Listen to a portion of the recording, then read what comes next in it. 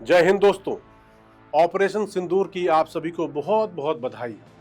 बधाई इसलिए कि पाकिस्तान से बदले के लिए इससे बेहतर नाम शायद ही कुछ और हो सकता था।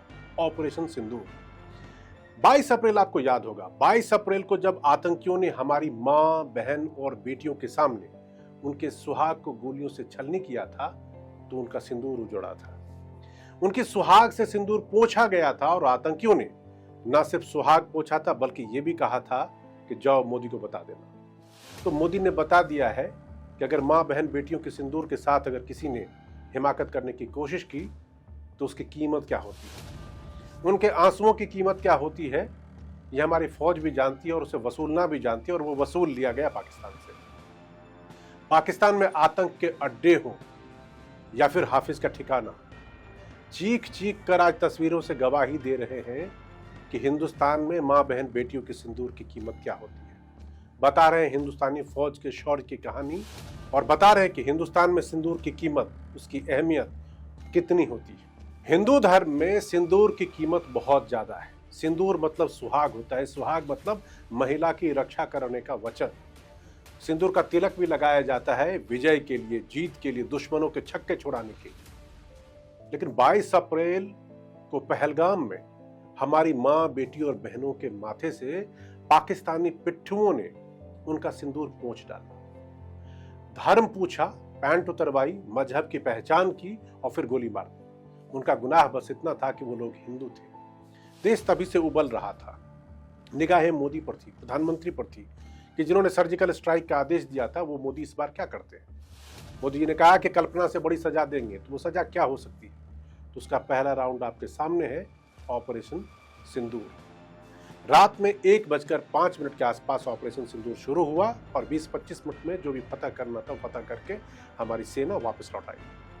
लेकिन सवाल ये उठता है कि ये ऑपरेशन सिंदूर, ये नाम आखिर आया कहां से, किसका आइडिया था, और जिस किसी ने भी आइडिया दिया उसको सलाम क्यों नहीं किया जाए। उसको तो सलाम बनता ही बनता है। तो मेरे विश्वस्त सूत्र बता रहे कि यह नाम किसी और का दिया हुआ नहीं है, बल्कि खुद प्रधानमंत्री मोदी ने इस ऑपरेशन का नाम ऑपरेशन सिंदूर रखा था। आपको याद होगा वो तस्वीर हम में से कोई भूल नहीं सकता, जब पहलगाम में एक लड़की जिसकी नई नई शादी हुई थी वो वहां पर बैठी हुई है, रो रही है और उसके पास उसके पति का शव पड़ा हुआ है जिसको आतंकियों ने अभी थोड़ी देर पहले गोली मार दी है। वो हमारे में से किसी के जहन से कभी मिट नहीं सकता, हट नहीं सकता।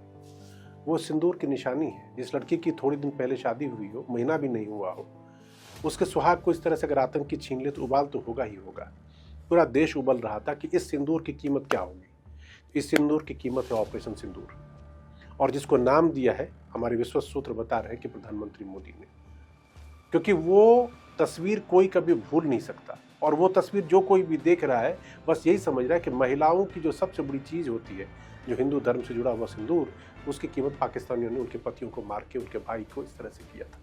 तो उसकी कीमत वसूली जानी चाहिए, और वही वसूली है भारतीय फौज ने जब उन्होंने पाकिस्तान के अंदर 9 आतंकी ठिकानों पे 24-25 मिसाइल दाग कर और उसको नेस्त नाबूद कर दिया है। लेकिन भारत और पाकिस्तान में फर्क है। भारत ने अपनी कार्रवाई में किसी बेगुनाह को निशाना नहीं बनाया है, बल्कि टारगेट किया है पाकिस्तान के आतंकी ठिकानों को, जैश के ठिकानों को, हाफिज के ठिकानों को। पाकिस्तान में हाय तौबा का आलम है।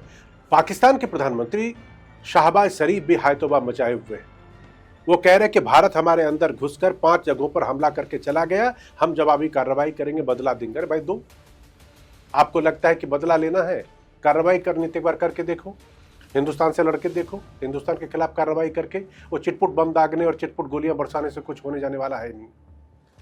पाकिस्तान को याद रखना चाहिए कि चाहे वो 71 की लड़ाई हो, करगिल का युद्ध हो, सर्जिकल स्ट्राइक हो, भारत जब अपने पे आया है तो उसने क्या किया है, और पाकिस्तान कुछ कर नहीं पाया है। वो सिर्फ ऐसे गिदड़ देने से कुछ होता है नहीं। तो इसीलिए पाकिस्तान को ये बात याद रखनी चाहिए, और आज की जो ये तस्वीरें हैं उसको भी उसको हमेशा ध्यान में रखना चाहिए कि भारत जब अपनी माँ, बहन के सिंदूर की कीमत वसूलने पे आता है तो वो क्या करता है।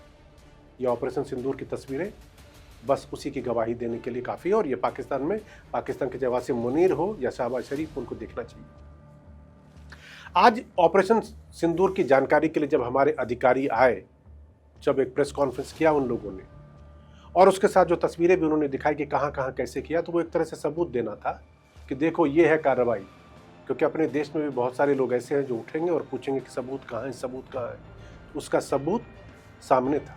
एक एक पल पल के मिनट की जानकारी उन्होंने दी और बताया कि भारतीय फौज ने ऑपरेशन सिंदूर में किया तो किया क्या, कल को पूछ मत लेना।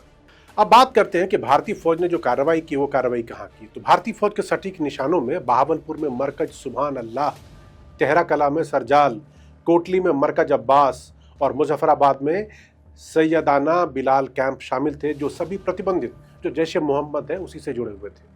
इसके अलावा मुर्दके में मरकज तैयबा, बरनाला में मरकज अहले हदीस और मुजफ्फराबाद में सबवाई नल्ला शिविर शामिल थे, जो सभी प्रतिबंधित जो लश्कर तैयबा है उसी से जुड़े हुए।